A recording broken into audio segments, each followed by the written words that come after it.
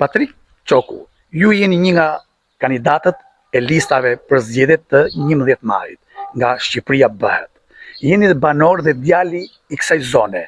Si shikoni situatën e investime në fshatin Kryekuq, ku prej 2 vitesh këta banor kërkojnë investime, pasi rruga është gryer dhe rrugët e brendshme janë në një gjendje katastrofike. Shpeshherë kamerat e televizioneve të ndryshme, por dhe televizionit Apollon ka ngritur këtë shqetësim prej 2 vitës dhe askush nga institucionet e shtetit nuk merret me këtë fshat.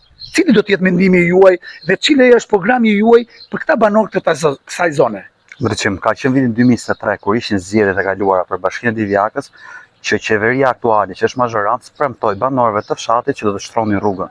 Dhe ata thjesht e gryen rrugën dhe thjesht vetë, dhe gjithë televizion që kanë ardhur këtu i pyesin banorët për rrugën aktuale. Por nga këtu nuk ka asnjë investim, thjesht ndoshta mund të jetë një investim që mund të vazhdojë tani për kohën e fushatës, asfalt elektoral siç e themi ne.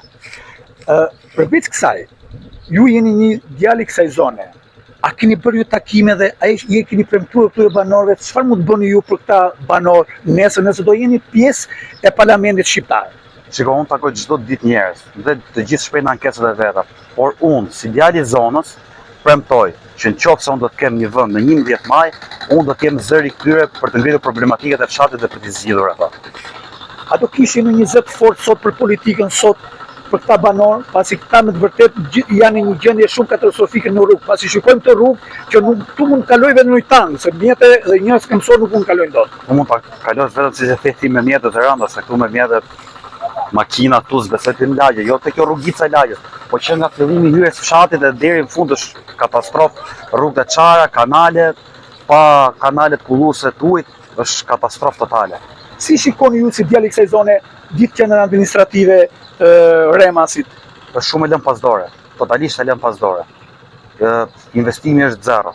Është thjesht për momentin e fushatës, një investim i thjeshtë, i shpejt, që ndoshta kërkojnë të blejnë votat, të blejnë banorët e zonës, se për gjë tjetër nuk besoj se janë. A keni marrë diskutime të shumta pasi ju bëni takime me këta banorë dhe çfarë janë problematikat më shumë që këta nxjerrin këta banorë kundrejt jush? Kryesorja është infrastruktura e rrugëve që të çojnë në të mbjellat tona në parcela. Nuk ka rrugë që të çon, sepse të gjitha janë shumë të lashta. Janë të lëna pas dore dhe nuk ka qenë asnjë investim sikur minimale. Kanalet kullues janë të gjithë pa pastruar, janë të gjithë të bllokuar dhe askush bashkia premton që do t'i bëjë. Po ndoshta deri sot s'ka asnjë lloj.